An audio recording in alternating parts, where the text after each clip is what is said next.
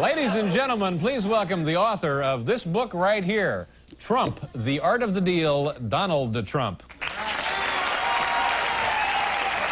Hi, Donald. Good to see you. Nice of you to stop by. Thank you, David. You know, at the beginning of the show, I said you either love him or you hate him. Now, do you find that that's true, or does everybody love you, or does everybody hate you? No, most people love me, and a few really have great distaste for me, David. And why is it that those people, that few, would not care for you? Because you're so successful? I can't imagine. No, I don't think so. It's just I sort of speak my mind a little bit like you in that respect. Yeah. A little bit like you. A little bit like me. Not too much, hopefully. How much are you worth right now, as you're sitting right here? Zero idea, David. It depends on what's happening with the world and the market. But the $1 million for each person in the audience sounds like it could be an intriguing idea. Yeah.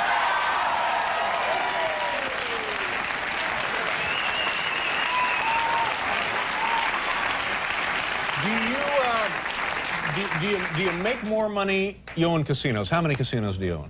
We have 4 casinos. 4 casinos in Atlanta? Paradise Island, Atlantic City, and it's really been very fabulous. Now, do you make more money from the casinos or more money in real estate development? Well, probably real estate in a sense, but real estate is an appreciation business, whereas the casinos are cash flow, and I don't know, I never really even think of it in those terms. I try doing a great job. I think we have the best hotel casinos in the world, and hopefully I have the best real estate in the world with Trump Tower and everything, and that's what I like. All right, now let's get back to the assessment of your wealth for a second. If you had to liquidate, if you just decided I'm going somewhere else, I'm going to live in a trailer, and you wanted to sell off, everything, you'd start with your real estate development, all of your real estate holdings, and whatever else you have, your casinos, so on and so forth. You sold everything. Right. How big would that check be that you put in your pocket when you headed west for the trailer? Well, I hate to disappoint, but I have zero idea, David. How come this seat is at such a low level? You know, I'm looking at him. He's got this stage rigged, folks. No. But that seat is a good half, 6 inches higher than my seat. And so am I. Huh? I see. But no, I'm serious. I think that this. I'm not going to get you off that subject. No, this is. I think this is the kind of thing that people love to fantasize about, because you are unquestionably one of the most successful men in the country, if not the world, and also one of the wealthiest. So, give us a figure that we might ponder here. You'll never get it out of me, David. You'll never get it out of me. You'll try, but you'll never get it. Let's get something like how we're going to become more successful. Let's talk about that. I read something this afternoon that said in the bank right now you have $500 million in cash. In cash. Is that a fair? Which paper did you read that in? Well, I can't divulge those sources. You have to give me the newspaper. No, just tell me, is that not true, or is that close? Am I nuts here? Well, I don't know. You have to tell me where you got that, David. This is a very unusual interview, folks. You won't put a figure, just an imaginary figure? Never would. $1 billion. You're worth $1 billion? Perhaps. Perhaps? Perhaps. Perhaps. Are we the low side of perhaps or the high side of?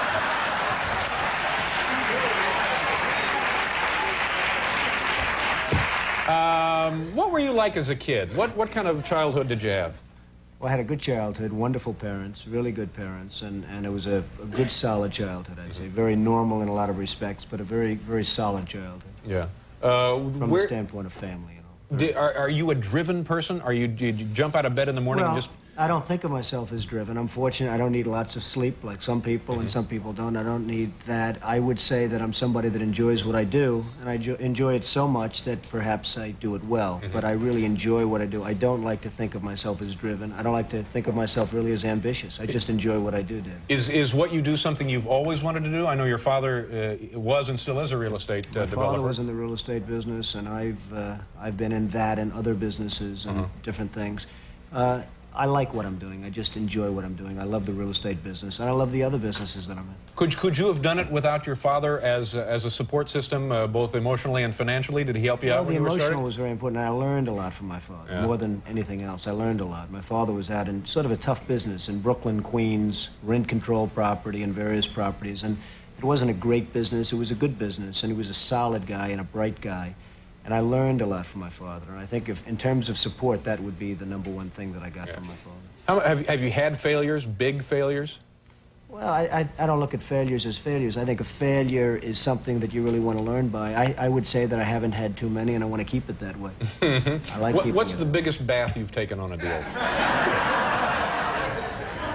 I don't know if I can answer it yet. I mean, let's see what happens. So far, I've been very fortunate. But, I mean, we've all been fortunate. Markets have been going up, other than a few weeks ago. Now, did you get hurt in the stock market then? Not particularly, but I think everybody gets hurt, because when you lose $1 trillion or whatever throughout the world, I suspect everybody's hurt indirectly. I'm in the real estate business. You sell apartments, you sell this, you sell that. Perhaps people don't have as much. Everybody gets hurt by that, David. Let me ask you one more of these silly questions, and I promise after we do the commercial, we'll go on to other topics. Then we're going to get serious, right? Well, I didn't say that. What would it take, what kind of a hit would it take to get your attention where you would maybe need a drink? Where somebody came in and said, Don, we got some bad news. Woo!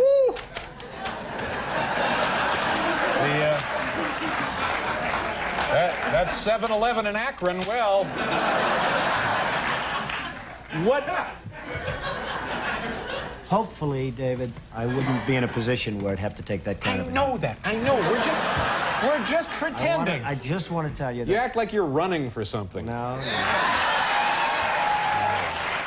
right, we'll do a commercial. We'll let him think some of these over and try and get a straight answer.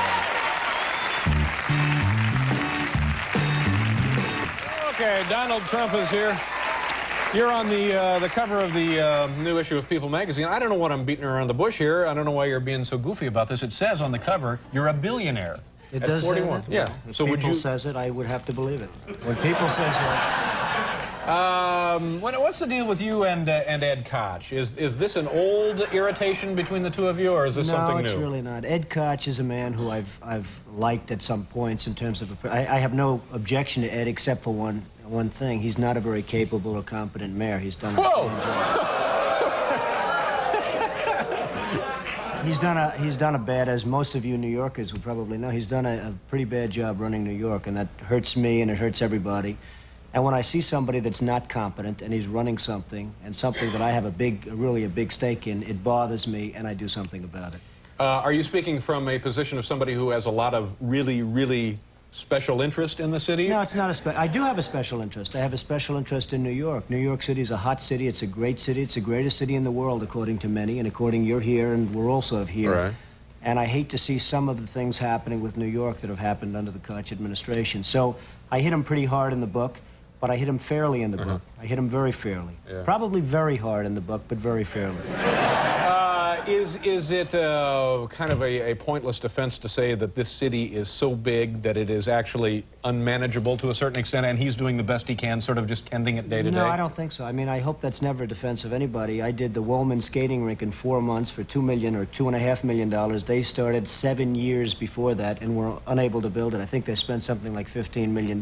This is a huge ice skating facility in Central Park, which the city was... 7 years. 7 years. 7 years, they could not get it open. They could not build it, and we did it in 4 months. So, you know, you say, hey, it's big and everything else, and give them a little bit more time, but the fact is, that's a disgrace. The zoos are a disgrace. The subways, the schools. But it's really, David, it's really management. It's management, it's competence, it's capability, it's just basic ability, and Ed Koch doesn't have it. Yeah, but you're speaking again from the over-the-fence in private enterprise. He's trying to run a municipal administration. It can be done. You think it could be done? Absolutely. By the right person, it could be done. Yeah. Any thoughts? I mean, would you want to be mayor of this city? No, I wouldn't want to be mayor. It'd run very well if I was mayor, but I would not want to be the mayor of New York. Is there something you do want? No, I just want to keep doing what I'm doing. I mean, I'm on your show, your fantastic show. You're a star in my book. Everyone's talking about it. I know. I appreciate that. We wrote all about David in the big book. Now, that's another thing. We came up to you that one afternoon, completely unannounced. We were in the lobby of the Trump Tower facility up the road there, and we just called up and said, can we come up and see Don? And they said, come on up. Absolutely. Now, how busy can you be? I'm not busy at all. But you That were was actually, a lot of fun, by the way. Yeah, it Your was fun. coming up was a lot of fun. And I must say, I thought that was very gracious of you to do, because obviously you got a lot better things to do than goof around with me. You're right. Yeah. And what about the, are people trying to draft you to run for president up in New Hampshire? Well, I guess a lot of people want to see this country. It's a shame what's happening. Japan, Saudi Arabia, Kuwait, everybody's taking advantage of the United States. People know that if certain people are running a country, that it won't happen. I mean, when you look at Japan, not paying for the defense, we're defending Japan. We're losing billions and billions of dollars. We're fighting for AIDS help and for farmers and for this and that. And it's a shame. And the Japanese folks, who I respect greatly, but they're not treating us fairly. They're really not treating us fairly. Kuwait, Saudi Arabia, they're not paying us anything for the services we're rendering, and I think it's a disgrace. And I think people look at certain people, and maybe me, if I were in a position, this country, believe me, would not be ripped off like it is, and it is just being ripped off so badly by our so-called allies. Yeah. So that's a pretty strong statement. So now, are you saying I don't think it's strong. I think it's fair. And by the way, I have tremendous respect for the Japanese. I do a lot of business with the Japanese, and they smile about it too. They know it. The country is losing billions and billions of dollars to Japan, and we can't afford to lose, and it's a shame. It's But a so shame now, are you saying this by way of indicating that you could do it better, and you do intend to run for president at some point? No, I'm not going to run for president, but I think somebody. Now, in 8 years, if you came back, would you have a different answer? In 4 years, I if you tend to came back? doubt it. I really tend to doubt it. But I just think that there's so many ways that this country can straighten itself out, and we're not going about those ways. Cutting farm aid is not the appropriate thing. Cutting help for the homeless and help for the poor and welfare. Certain things can be done that really will mean big dollars to this country, and those things are not being done right now.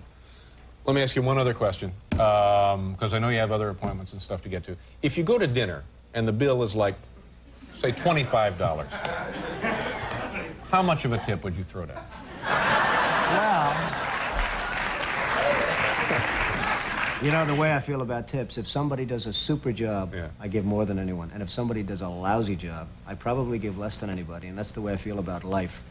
Life should be, you should be rewarded for competence and capability and doing a job and having a smile on your face, maybe, if that's the case. And I'm a pretty good tipper when somebody's good, and I'm a pretty lousy tipper if somebody's not good. So that's the way it is. But, you know, sitting here listening to this stuff, it seems to me you are dying to get to some public platform to superimpose those feelings upon the American awareness.